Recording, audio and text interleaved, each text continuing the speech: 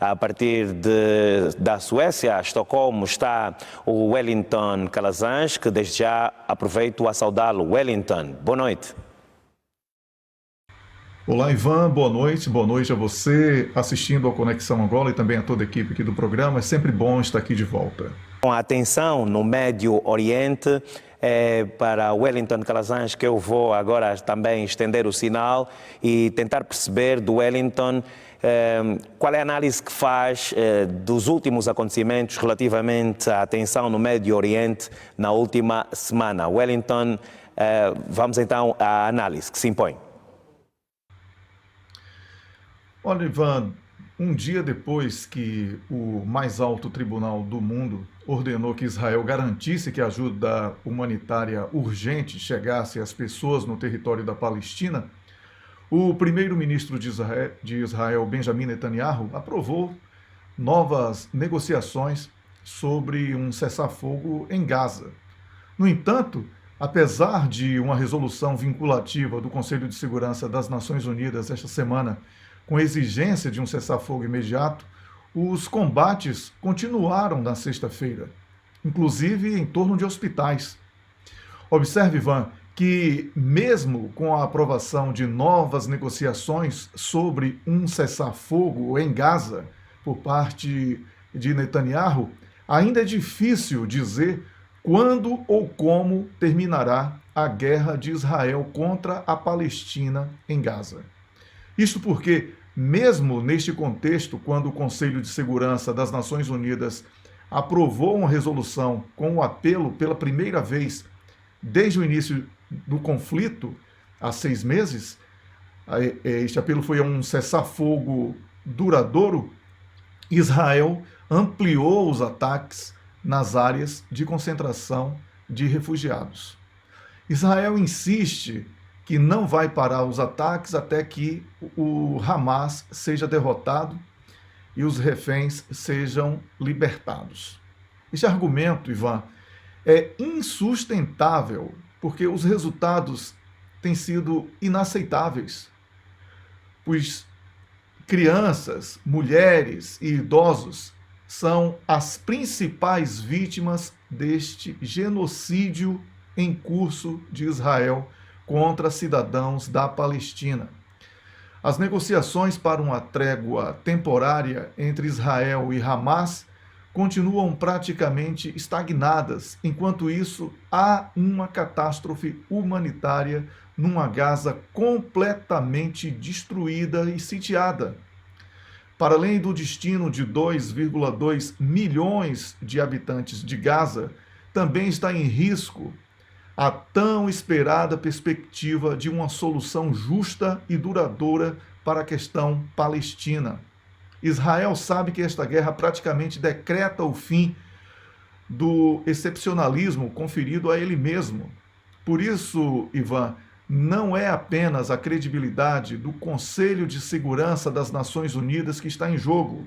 Também está em jogo o próprio futuro de uma ordem mundial como a conhecemos hoje, o que pode conduzir o mundo a um colapso.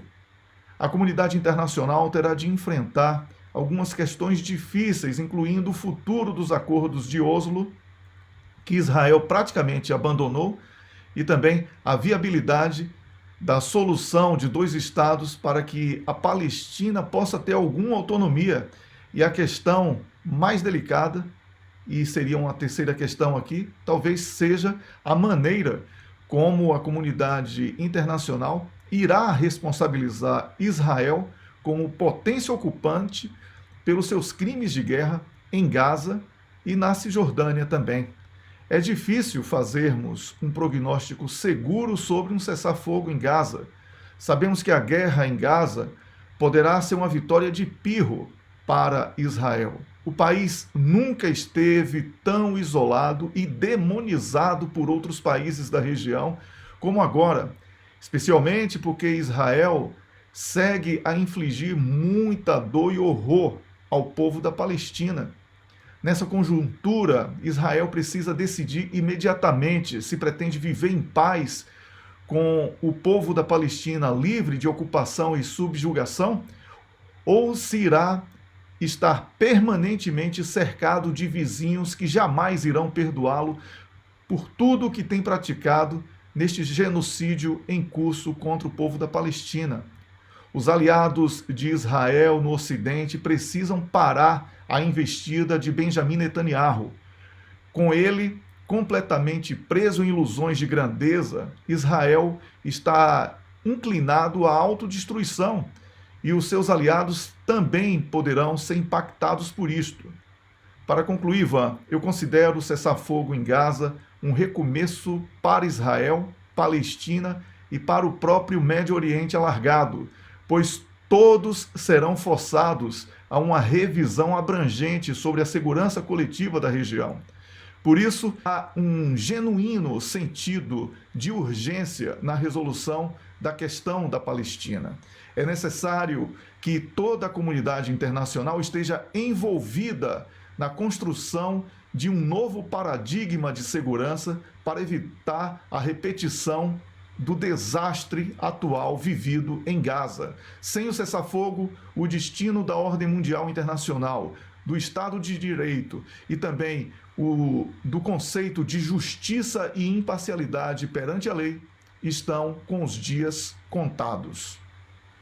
Muito bem, Wellington Calazans, e esta abordagem que se impõe relativamente à última semana, naquilo que tem a ver com a tensão no Médio Oriente, um conflito que já leva um ano.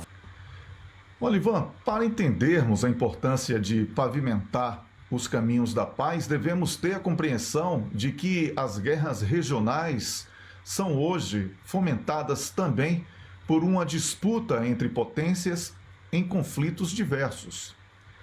Nas variadas instabilidades regionais, temos sempre os países ocidentais, especialmente os países membros da NATO, em disputa com um bloco não formal de países como China, Rússia, Irão, Coreia do Norte, entre outros, que acabam por estar unidos para que possam assegurar uma força de resistência na dicotomia potência única versus mundo multipolar.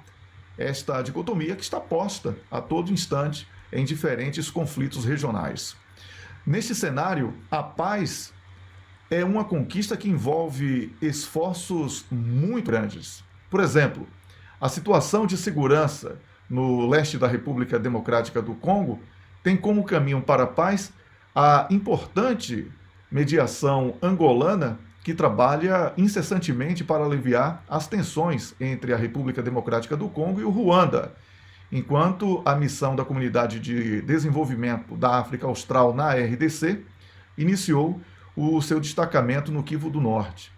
O Conselho de Paz e Segurança da União Africana aprovou o seu destacamento no leste da República Democrática do Congo em 4 de março. Como sempre defendemos, o lema seria Soluções Africanas para os Problemas Africanos. E este parece ser o caminho mais adequado para que a República Democrática do Congo possa superar os conflitos atuais.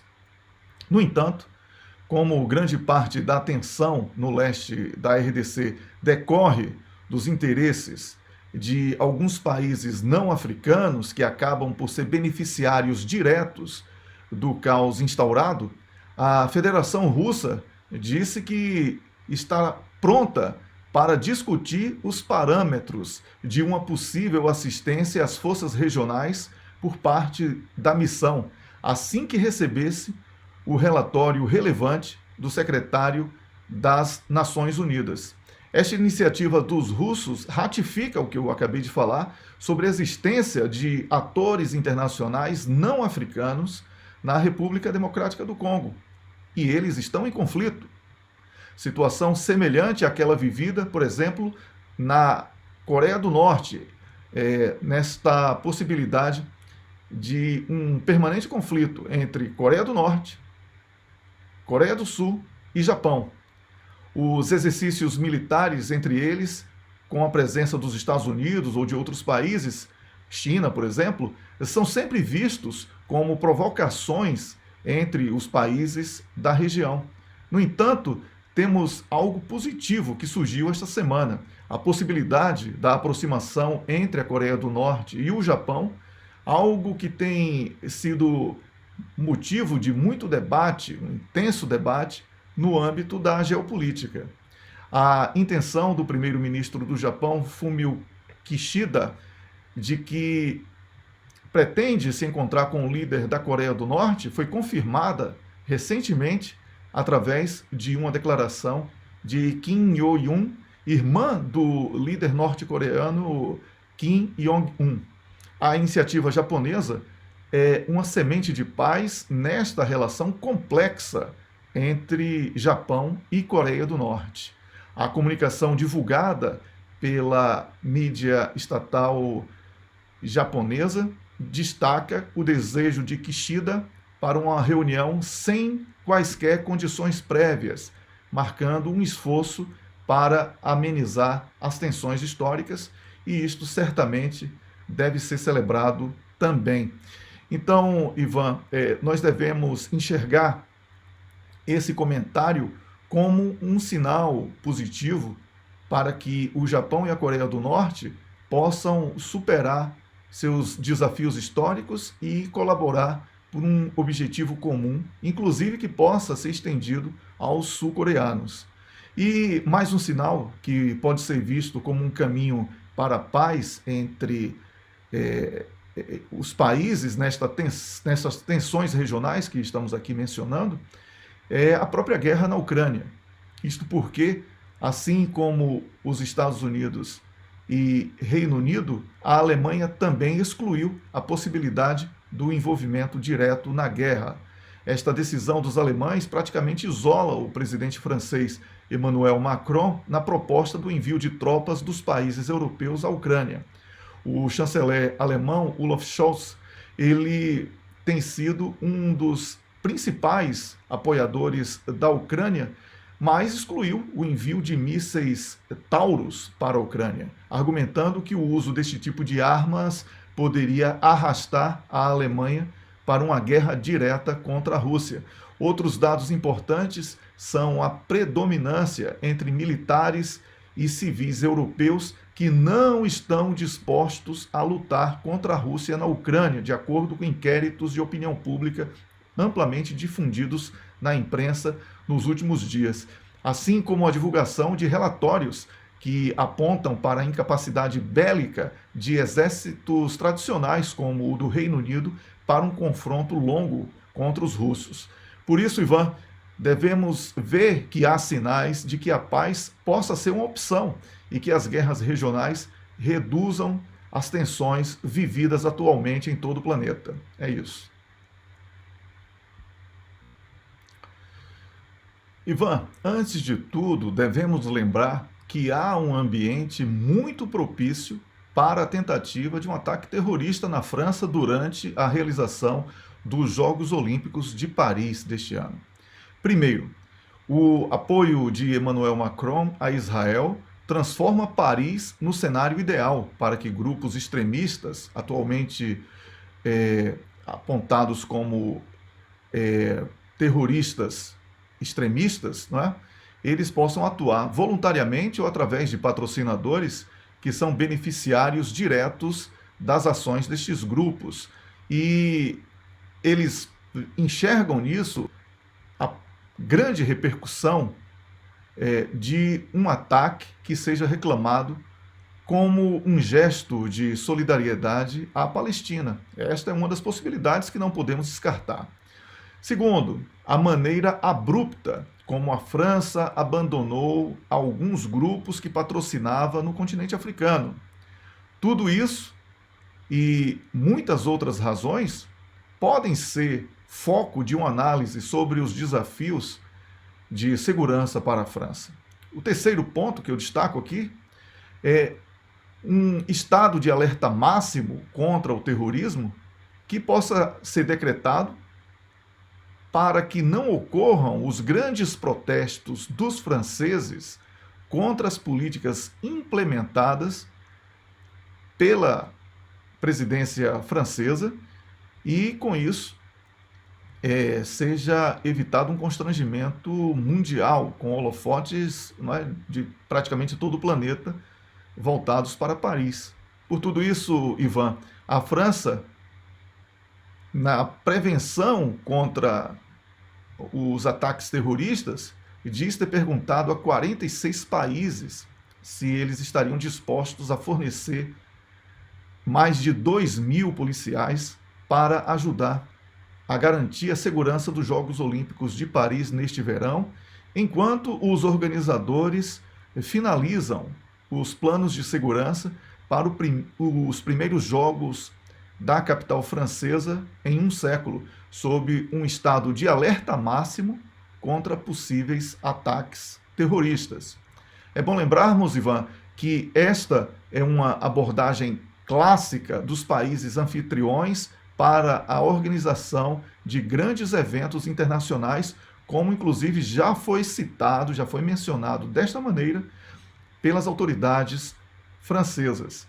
O grande paradoxo da realização dos Jogos Olímpicos de Paris no atual contexto mundial é que os franceses também enxergam nele uma oportunidade para o uso do evento como uma ferramenta política e utiliza o boicote de atletas como os da Rússia e Belarus, ao mesmo tempo em que tenta convencer o mundo a estar voltado para este evento como o mais inclusivo do planeta. Uma grande contradição que temos aqui.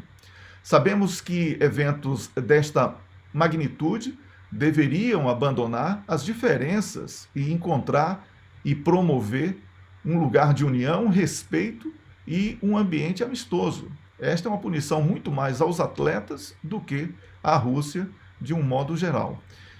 De volta aqui às questões preventivas contra o terrorismo, devemos dar ênfase para a necessidade de que essas ações preventivas sejam capazes de manter a integridade do evento e de todos os envolvidos. Realizar os Jogos Olímpicos implica ser capaz de neutralizar o fenômeno do terrorismo radical, desde o terrorismo que é caracterizado como uma onda religiosa, bem como o terrorismo de extremismo político. O histórico recente das práticas terroristas nos permite observar que o terrorista é conduzido por uma aguçada racionalidade. Sempre há um plano e um objetivo, e em cada um desses ataques, os terroristas portam armas portáteis, não é?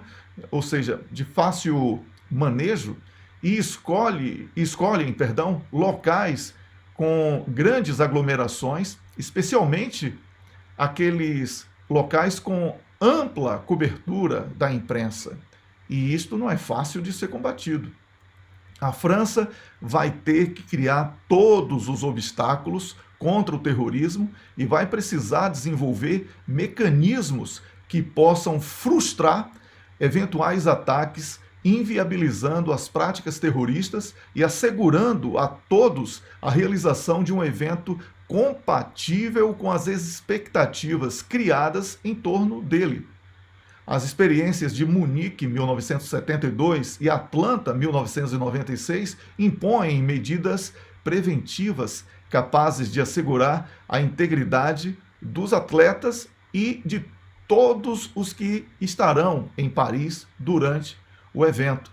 A segurança é o maior desafio para os organizadores, dos Jogos Olímpicos de Paris, pois a capital francesa tem sido repetidamente atingida por ataques mortais de extremistas e há uma previsão de receber até 15 milhões de visitantes. É muita gente, Ivan.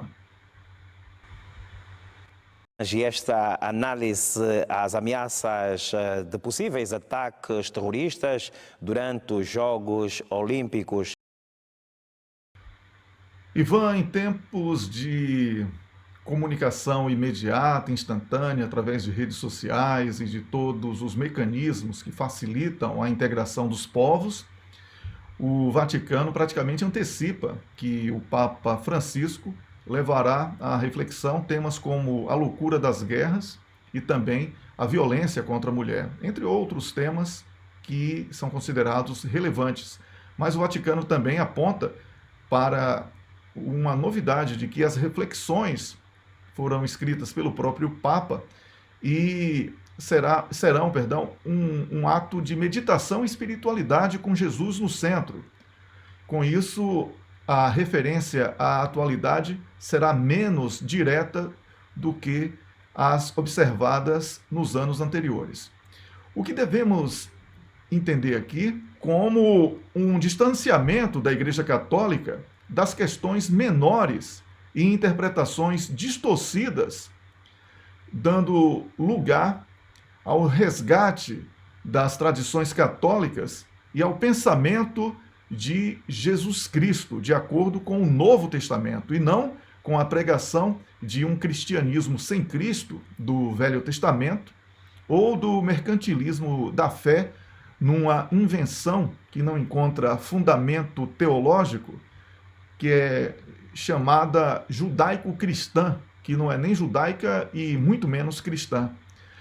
Tanto que nas reflexões o Papa Francisco já aponta para denunciar como uma infâmia e o desprezo que Jesus sofreu, fazendo um paralelo com o que acontece hoje, quando basta um teclado de um computador ou um smartphone para insultar e publicar frases ofensivas. Então, o Papa também trará a reflexão, o respeito às mulheres e às crianças. Certamente uma crítica velada ao genocídio praticado por Israel contra a população da Palestina.